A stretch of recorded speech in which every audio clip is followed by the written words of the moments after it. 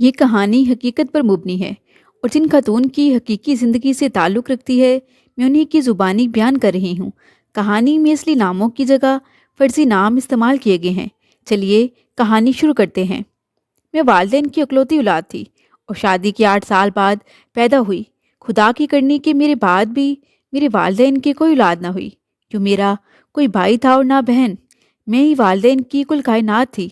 School کے بعد میں نے کالج میں داخلہ لے لیا۔ کالج ہمارے گھر سے کچھ دور تھا اور میں اپنے والد صاحب کے ساتھ ہی آتی جاتی تھی۔ ان دنوں میں 3rd ایئر میں تھی جب پہلی بار ماہم مجھے کالج میں ملی تھی۔ وہ پشاور سے آئی تھی۔ اس کے والد ایک سرکاری آفیسر تھے۔ انہی دنوں ان کا تبادلہ ہمارے شہر یعنی کراچی ہوا تھا، اس لیے وہ ماں فیملی یہاں شفٹ ہو گئے تھے۔ یہ 3rd ایئر میں میرا پہلا دن تھا۔ جب وہ پہلے دن آئی تو کلاس روم میں کافی گمسم بیٹھی تھی۔ میں نے اس لڑکی کو دیکھا تو سوچا کیوں نہ اس کے برابر والی سیٹ پر براجمان ہو جاؤں، تاکہ کالج کا پہلا دن بوریت کی نظر نہ ہو، کیوں کسی سے بات چیت کا موقع بھی میسر آ جائے گا۔ ہماری گفتگو سٹارٹ ہوئی اور وہ مجھے بےحد اچھی لگی۔ پھر ہم روز ہی ساتھ بیٹھنے لگے اور رفتہ رفتہ ایک دوسرے کی بہت اچھی دوست بھی بن گئی۔ یہ عجیب بات تھی کہ ماہم سے پہلے بھی اور بعد میں بھی کتنی ہی لڑکیوں سے میری بات چیت ہوئی، مگر اس کے سوا کوئی دوسری میری بیسٹ فرینڈ نہ بن سکی۔ مجھے اس کی کمپنی میں بہت اچھا لگتا تھا۔ وہ خوبصورت ہی نہیں، میری نظروں میں بے حد خوبصورت بھی تھی۔ ہمہ وقت اخلاق سے ملنا، مشکل میں دوڑ کر کام آنا، ہر کسی کے ساتھ ہمیشہ بھلائی کا ہی سوچنا، اس کی انہی صفات نے میرا دل جیت لیا تھا۔ میرے کالج لائف کے یہ دن ماہم جیسی مخلص دوست کی ہمراہی میں بہت اچھے گزر رہے تھے۔ اکثر ڈرائیور اس کو کالج چھوڑنے اور لینے آیا کرتا تھا اور کبھی اس کے ماموزاد ہمایوں کو بھی یہ ڈیوٹی انجام دینا پڑتی۔ ہمایوں کافی خوبصورت سا نوجوان تھا، لمبا قداور، سرخ و سفید رنگت، نیلی آنکھوں کی وجہ سے انگریز لگتا تھا۔ ایک دن میں نے ماہم سے پوچھ ہی لیا، ماہم کیا تمہارے ماموں نے کسی انگریز عورت سے شادی کی ہے؟ وہ ہنستے ہوئے کہنے لگی، نہیں تو، اصل میں میرے ماموں کی آنکھیں بھی نیلی ہیں۔ یہ اپنے والد پر گیا ہے شکل و صورت میں ہو بہو۔ میں نے کہا، پھر تو تمہارے ماموں بھی بہت حسین ہوں گے۔ وہ کہنے لگی، ہاں وہ بھی بہت خوبصورت ہیں۔ انہی دنوں میرے والد صاحب کی طبیعت زیادہ خراب رہنے لگی۔ پہلے انہیں ایک گردے میں کبھی کبھی تکلیف رہتی تھی، مگر دوائیاں کھانے سے افاقہ ہو جاتا تھا۔ اب ابو بستر پر پڑ گئے، اوپر سے دل کے مریض بھی تھے۔ یوں 3 ماہ ہم ان کا اچھے ہسپتالوں میں علاج کرواتے رہے۔ میری امی نے میرے ماموں سے کہہ کر گاڑی بھیج دی کہ ان کے ہفتے میں 2 بار گردے واش کروائے جاتے رہے، مگر شاید ان کی زندگی اتنی ہی لکھی گئی تھی۔ ایک روز اچانک میرے والد صاحب کی وفات ہوگی۔ اس سانحے نے مجھے اور میری امی کو توڑ کر رکھ دیا۔ ہمارا ان کے علاوہ تھا ہی کون؟ ہم تو جیسے بڑی دنیا میں اکیلی رہ گئیں۔ ماہم نے اس کڑے وقت میں میرا بہت ساتھ دیا۔ وہ روزانہ میرے پاس گھر آتی اور میری دلجوئی کرتی۔ میرا اب کالج جانے کو بھی دل نہیں چاہتا تھا۔ وہ مجھے سمجھاتی کہ اب تمہیں ہی تو اپنی ماں کا سہارا بننا ہے۔ ایسے وقت میں اگر وہ میرا ساتھ نہ دیتی تو شاید میں کالج کو ہی خیر آباد کہہ دیتی۔ میرے ٹوٹے ہوئے دل کا وہ سہارا بن گئی۔ ماہم نے مجھے مایوسی کے گپ اندھیروں سے نکالنے کی خاطر بہت توجہ دی اور جینے کی ایک نئی امنگ میرے اندر پیدا کر دی۔ ابو کے بعد امی کے سوا میرا کوئی نہ تھا۔ بھائی بہن تھے اور نہ تایا چچا۔ میرے ابو بھی اکلوتے ہی تھے اور میں بھی اپنے والدین کی اکلوتی بیٹی تھی۔ جب تک باپ کا سایہ سلامت تھا گھر میں خوشحالی تھی کہ ہم 3 ہی تو افراد تھے، مگر ان کے رخصت ہونے کے بعد رفتہ رفتہ ہمارے مالی حالات دگرگوں ہونا شروع ہو گئے۔ ابو کے علاج پر ہی ہماری جمع پونجی لگ چکی تھی۔ میں پرائیویٹ کالج میں پڑھ رہی تھی جہاں فیس بھی کافی زیادہ تھی اور اب میرے لیے اسے ادا کرنا بہت مشکل ہو گیا تھا۔ نوبت یہاں تک آ گئی کہ تعلیم کی تکمیل میرے لیے بہت مشکل ہوگی۔ ابو تھے تو ان کے ساتھ گاڑی میں کالج آیا جایا کرتی تھی۔ اب ان کے بعد بسوں میں دھکے کھانے پڑ گئے۔ تبھی ماہم نے مجھے مجبور کیا کہ میں بس میں نہ آیا جایا کروں، بلکہ وہ روزانہ کالج جاتے ہوئے مجھے گھر سے پک کر لیا کرے گی، واپسی میں بھی ڈراپ کرتی جائے گی۔ چونکہ ہمارے گھروں کا روٹ ایک ہی تھا اور اس کا گھر مجھ سے بھی آگے تھا، لہٰذا اس کو کوئی مسئلہ نہ تھا۔ مجھے بھی بس میں کالج جانے میں کافی پریشانی ہوتی تھی، کیونکہ پہلے مجھے رکشہ لینا پڑتا تھا، پھر بس پر جانا پڑتا تھا اور بس میں اتنا رش ہوتا کہ کھڑے ہونے کو ہی جگہ مشکل سے ملتی تھی۔ اور بس میں سواریاں اتارتے چڑھاتے بہت دیر لگا دیتی تھی۔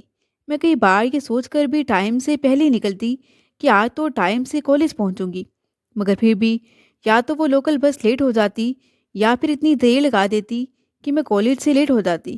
یوں میں اکثر کالج سے لیٹ ہونے لگی۔ ایک دو بار تو مجھے کالج سے باہر ہی کھڑا رکھا گیا اور پھر درخواست وغیرہ لکھنے کے بعد اندر داخل ہونے کی اجازت ملی۔ لہٰذا ماہم کے اصرار پر میں نے اس کی پیشکش کو قبول کر لیا۔ 2 سال بیت چکے تھے اور اب ہمارے 2 تعلیمی سال باقی رہ گئے تھے۔ ابو کی وفات کے بعد میں ماہم کے اور بھی قریب آ چکی تھی۔ اسے میرا واقعی بہت احساس تھا۔ وہ مجھے اکثر ایسے سمجھاتی تھی جیسے مجھ سے 5-7 سال بڑی ہو، جیسے وہ مجھے کہتی اپنے لیے نہ صحیح اپنی بیوہ ماں کے لیے تم نے ہمت سے کام لینا ہے۔ خوشیاں اور خوشحالی خود سے نہیں ملتی، ان کے لیے تگودو اور جستجو کرنی پڑتی ہے۔ اپنی ذات کے بارے میں سوچنے سے قبل اپنی ماں کے بارے میں سوچنا، اور یہ کبھی مت بھولنا کہ تم ان کی اکلوتی اولاد ہو اور انہوں نے تمہاری پرورش میں دن رات ایک کیے ہیں۔ میں اس کی باتیں سن کر کہتی اچھا میری آپا، سمجھ گئی ہوں، چلو اب کلاس میں چلیں۔ ایک بار ماہم نے کالج سے کچھ روز کی چھٹی لے لی کیونکہ اس کی پھپھو کا انتقال ہو گیا تھا اور وہ اپنے گھر والوں کے ہمراہ پشاور چلی گئی تھی۔ بعد میں وہ 15 روز تک کالج نہ آئی۔ اس کے ابو نے اپنے کسی دوست کے ذریعے اس کی 15 دن کی چھٹی کی درخواست کالج بھجوا دی تھی۔ اب مجھے پھر سے کالج آنے جانے کا مسئلہ درپیش ہوا۔ اب میں بس اسٹاپ پر کھڑی ہوتی، بس میں سوار ہوتی، مگر بیٹھنے کے لیے جگہ ملنے کا تو سوال ہی نہ تھا۔ عورتیں بھی کھڑی رہ کر سفر کرتی، پاس ہی مرد بھی ایک طرف کھڑے ہوتے۔ لوکل بس میں سفر کرنا کسی عذاب سے کم نہ تھا۔ جب ذرا سا جھٹکا لگتا تو عورتیں ایک دوسرے پر گرنے لگتی۔ مجھے معلوم نہ تھا کہ کسی دن اسی بس میں ہمایوں بھی سوار تھا۔ وہ پچھلی جانب مردانہ حصے میں بیٹھا تھا۔ جب میں جھٹکا لگنے سے نشست پر بیٹھی خاتون پر گر گئی تو وہ مجھے خوب باتیں سنانے لگی کہ کیا پکڑ کر نہیں کھڑا ہوا جاتا، اپنے سہارے پر کھڑے نہیں ہو سکتی۔ غرض اس نے مجھے بہت ساری باتیں سنائیں۔ شاید ہمایوں بھی دوسرے لوگوں کی طرح اس عورت کی یہ باتیں سن کر متوجہ ہوا تھا اور وہ یہ منظر دیکھ رہا تھا۔ اگلے روز جب میں کالج جانے کو گھر سے ابھی نکلنے ہی والی تھی کہ اچانک ٹیرس سے دیکھا تو ہمارے گھر کے سامنے ایک گاڑی کھڑی تھی، اور یہ وہی گاڑی تھی جس پر ماہم کالج آتی جاتی تھی۔ اگلے ہی لمحے کسی نے ہمارے گھر کی بیل دی۔ میں یہی سمجھی کہ ماہم پشاور سے لوٹ آئی ہے۔ نیچے آ کر بیگ پہنا اور فوراً باہر نکل آئی۔ در پر گاڑی تو موجود تھی مگر اس میں ماہم نہیں تھی اور ڈرائیور کی جگہ ہمایوں موجود تھا۔ مجھے کچھ عجیب سا لگا۔ مجھے جھجکتے پا کر وہ کہنے لگا آئیں گاڑی میں بیٹھ جائیں، میں آپ کو کالج چھوڑتا جاؤں گا، میں بھی اپنی یونیورسٹی ہی جا رہا ہوں۔ لمحہ بھر کو سوچا کہ اب کیا جواب دوں۔ پائے رفتن نہ جائے ماندن کے مزداق، میں ساکت کھڑی تھی۔ پھر وہ کہنے لگا دیر ہو جائے گی، آئیں جلدی بیٹھ جائیں۔ وہ کچھ مسکراتے ہوئے کہنے لگا کیا مجھے جانتی نہیں ہیں جو یوں خوفزدہ ہو رہی ہیں؟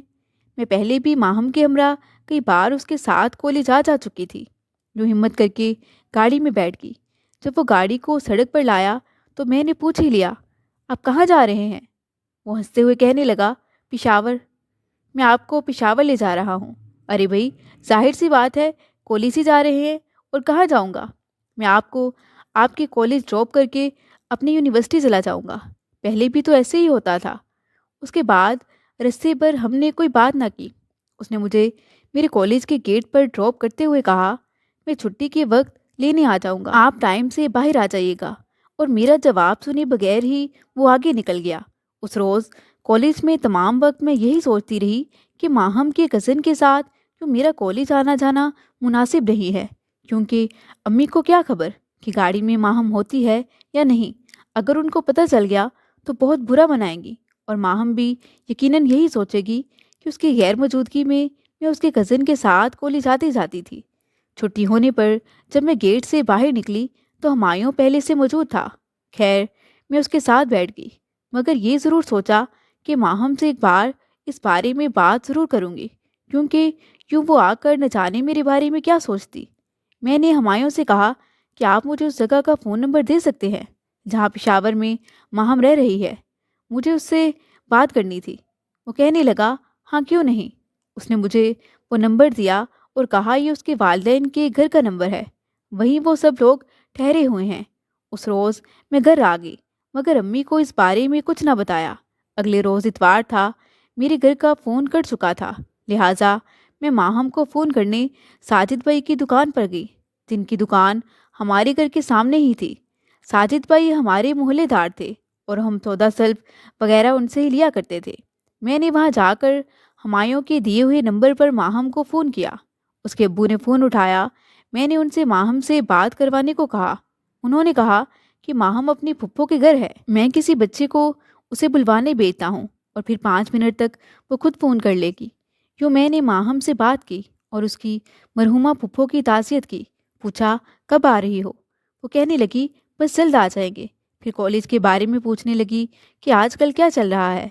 फिर मुझसे पूछने लगी, तुम कॉलेज कैसे जा रही हो रबिया? मैंने कहा, बस पर जा रही थी, लेकिन कल तुम्हारा कज़न हमायूं गाड़ी लाया था और फिर मुझे भी कॉलेज छोड़ गया।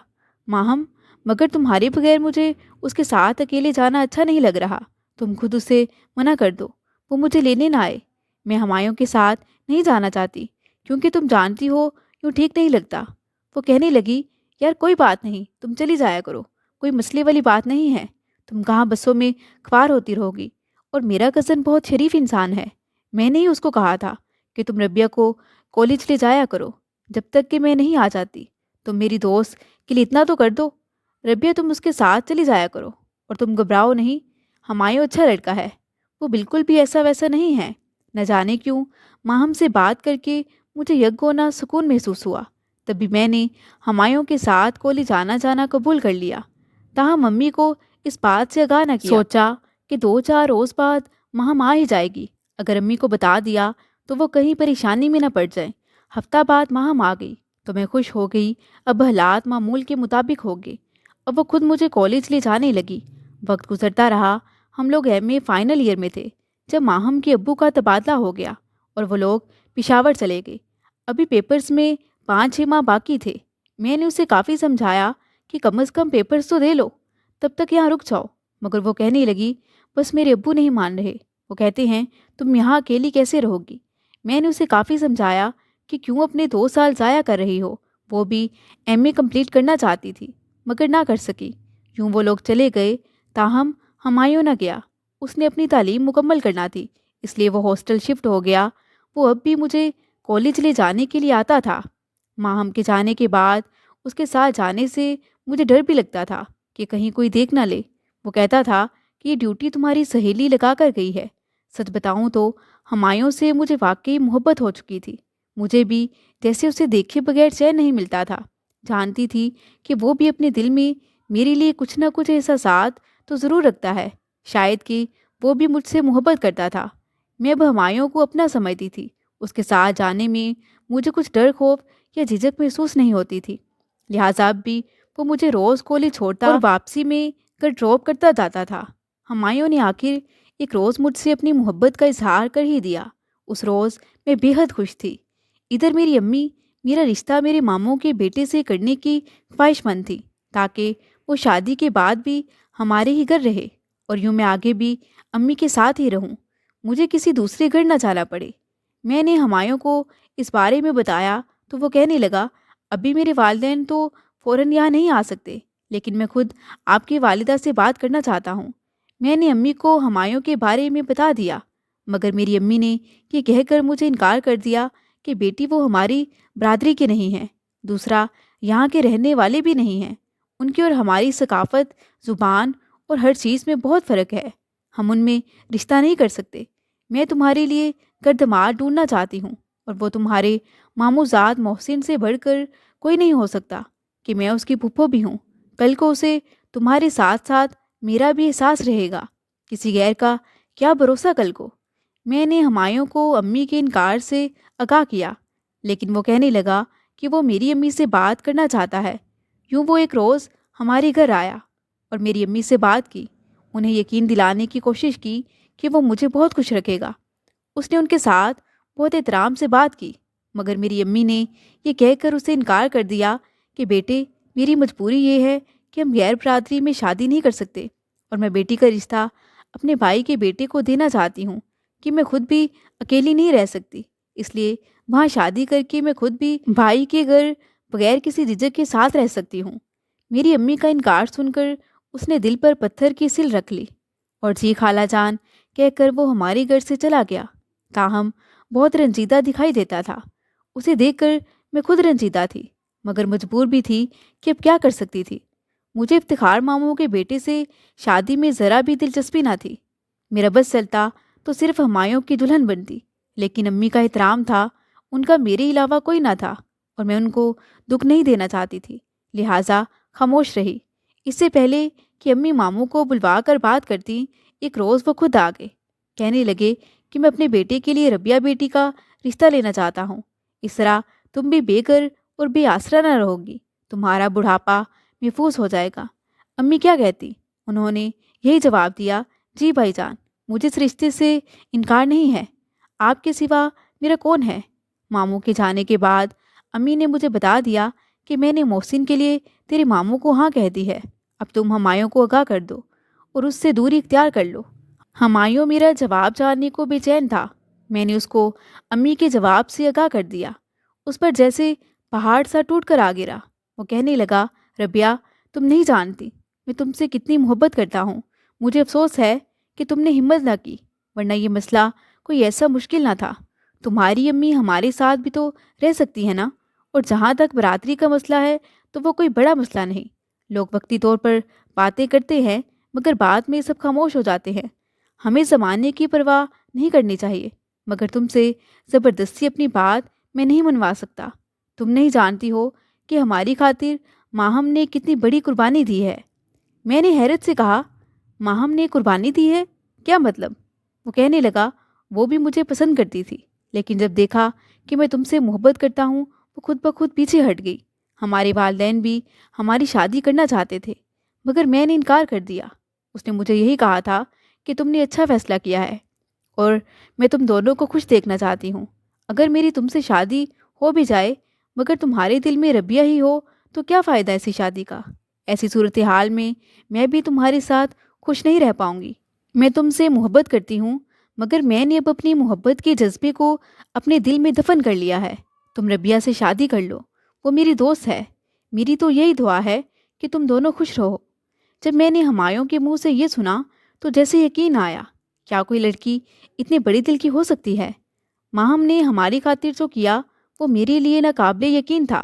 تاہم شاید اس نے یہی سوچا کہ اگر زبردستی اس کی شادی ہمایوں سے کر دی گئی تب بھی وہ خوش نہ رہ سکے گی، کہ وہ اس کا نہ بن سکے گا، کیونکہ اس کا دل تو میری محبت میں گرفتار رہے گا۔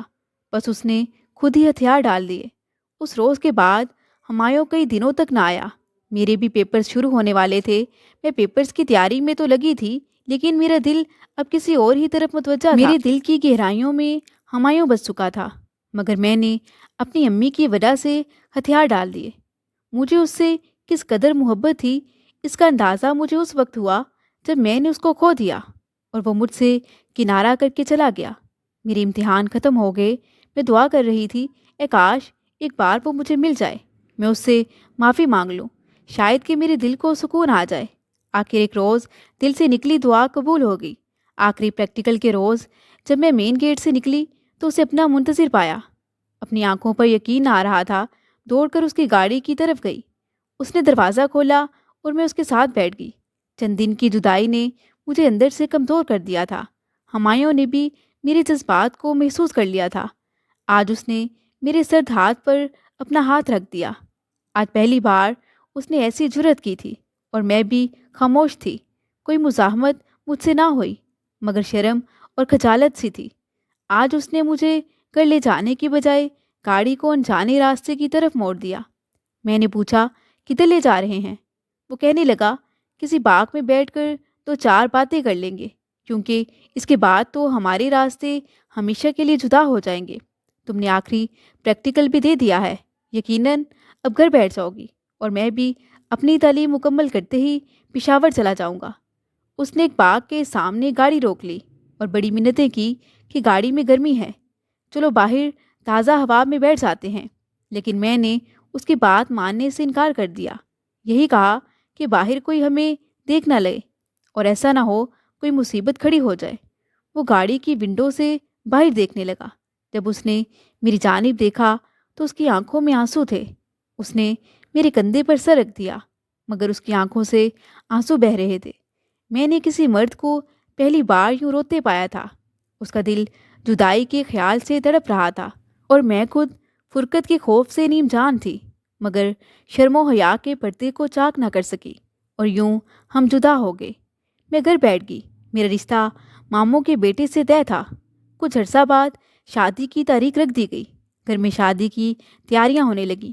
شادی میں 3 ہفتے باقی تھے، جب ایک دن ماموں نے آ کر امی کو بتایا کہ ان کے نالائق بیٹے نے اپنی پسند سے کسی لڑکی سے خفیہ طور پر شادی کر لی ہے، لہٰذا اب وہ مجھے اپنی بہو بنانے سے قاصر ہیں، لیکن وہ میرے لیے بہت فکر مند ہے۔ امی تو جیسے یہ سن کر سکتے میں آ گئیں۔ ماموں کہنے لگے، آپا آپ فکر مت کیجیے، میں ربیہ کے لیے کوئی دوسرا رشتہ ڈھونڈ کر خود اس کی شادی کروں گا۔ امی بیچاری ماموں کا منہ تکتی رہ گئی، لیکن کیا ہو سکتا تھا؟ ماموں خود بےحد پریشان اور مجبور تھے۔ وہ میری امی سے معافیا مانگ رہے تھے کہ میرے نالائق بیٹے کی وجہ سے آپ کو اتنی تکلیف ملی۔ امی کی ہمت نہ پڑتی تھی کہ مجھے اس احوال سے آگاہ کرتی۔ بہرحال انہوں نے آخر مجھے بتا دیا۔ اس واقعے کے 2 ہفتے بعد ایک روز امی مجھ سے کہنے لگیں کہ اگر ماہم سے تمہارا رابطہ ہے تو اس کے ذریعے ہمایوں کو میرا پیغام پہنچا دو کہ آ کر مجھ سے ملے۔ میں نے امی سے کہا، امی میں اب یہ بات ماہم سے نہیں کہہ سکتی، کیونکہ ہو سکتا ہے اس کا یہ رشتہ ہمایوں سے ہو چکا ہو۔ آپ اسے خود یہ بات کر کے دیکھ لیں، کیونکہ وہ میری دوست ہے۔ میں اب اپنی دوستی کو مزید آزمائش میں نہیں ڈالوں گی۔ یوں میری امی نے خود ماہم سے بات کی۔ اس نے جواب دیا کہ خالہ جان، ہمایوں کی بڑی خواہش تھی ربیہ سے شادی کرنے کی، مگر اب یہ پرانی بات ہو چکی ہے۔ اس معاملے کو 2 سال ہو چکے ہیں، اب یہ ممکن نہیں رہا ہے۔ امی نے کچھ حیرت سے کہا، کیا اس کی شادی ہو گئی ہے؟ ماہم کہنے لگی، نہیں خالہ، شادی تو نہیں ہوئی۔ امی کہنے لگی، پھر اب کیوں ممکن نہیں ہے بیٹی؟ ماہم کہنے لگی، خالہ اس لیے کہ اب حالات بدل چکے ہیں۔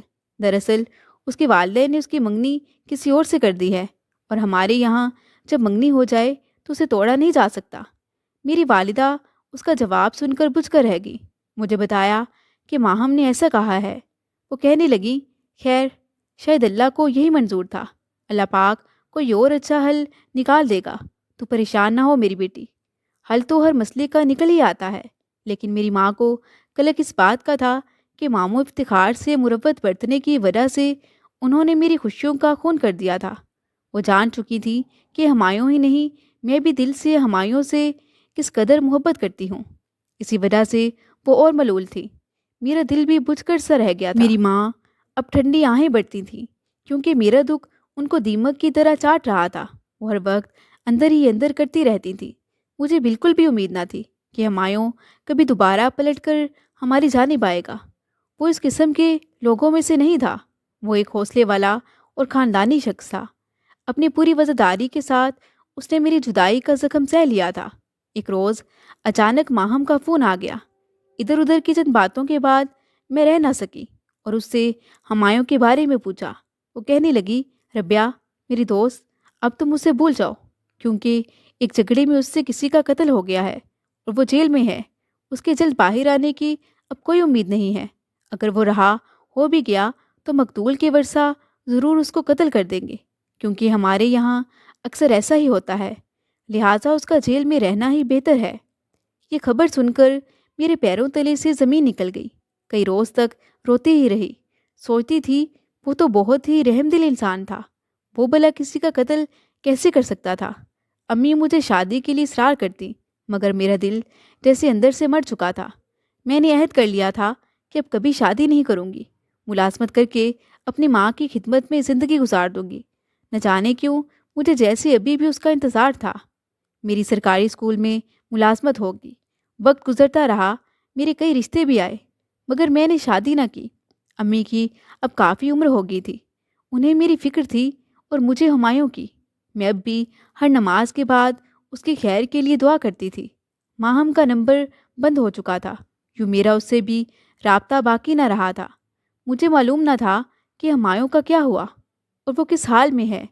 میرے سر میں اب چاندی کے بال آنے شروع ہو گئے تھے۔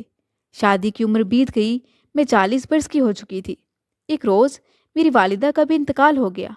میں نے ایک یتیم طالبہ کو اپنے پاس رکھ لیا کیونکہ اس کے ماں باپ دونوں وفات پا گئے تھے۔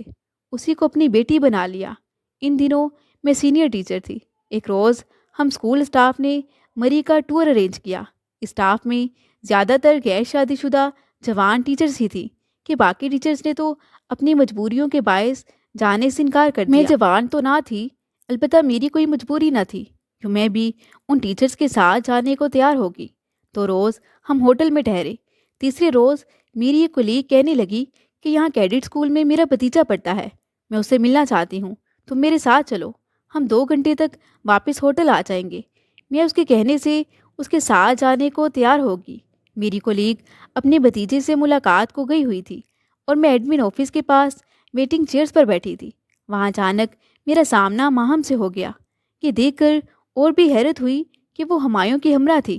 ہمایوں نے میری جانب دیکھا تو مگر وہ داخلہ فارم جمع کرانے چلے گئے، لیکن ماہم میری جانب آ گئی۔ وہ مجھ سے خوش اخلاقی سے ملی۔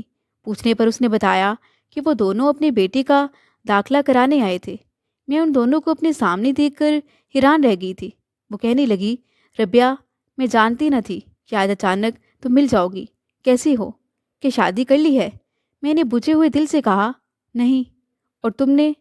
وہ کہنے لگی، میری شادی ہمایوں سے والدین نے ہم دونوں کو قائل کر کے کروا دی تھی، اور ابھی تو میں نے بتایا کہ ہم یہاں اپنے بیٹے کے داخلے کے سلسلے میں آئے ہیں۔ مجھے معاف کر دینا ربیہ۔ وہ کچھ بجھی ہوئی سی کہنے لگی، دراصل ہمایوں قتل کے الزام میں جیل میں نہیں تھے۔ میں نے خالہ سے یعنی تمہاری امی سے جھوٹ بولا تھا۔ اصل میں مجھے بھی ان سے محبت تھی۔ تمہارے انکار کے بعد میں ان کے اور زیادہ قریب ہو گئی تھی اور اب انہیں کھونا نہ چاہتی تھی، لہٰذا خالہ سے جھوٹ بولا تھا۔ اس کے 1 ماہ بعد ہی ہماری شادی ہو گئی تھی۔ میرا دل بجھ کر رہ گیا۔ اتنے میں میری کولیگ واپس آ گئی۔ ہمایوں ابھی تک داخلہ فارم ہی جمع کروا رہا تھا۔ میری کولیگ میرے پاس آ کر کہنے لگی، ربیہ چلیں؟ میں ابھی وہاں ٹھہرنا چاہتی تھی کہ ہمایوں اپنی بیوی کے پاس ہی آئے، میں اس کے منہ سے کچھ تو سن سکوں، وہ کچھ تو مجھے مخاطب کر کے کہے۔ مگر میری کولیگ کے آتے ہی ربیہ مجھے خدا حافظ کہہ کر ہمایوں کی طرف چلی گئی۔ یوں ہمیں بھی وہاں سے آنا پڑا، مگر مجھے یوں محسوس ہوا تھا جیسے وہ چاہتی ہو کہ کہیں ہمایوں سے میرا سامنا نہ ہو جائے۔ مزید دلچسپ سچی کہانیوں کے لیے چینل کو سبسکرائب کریں۔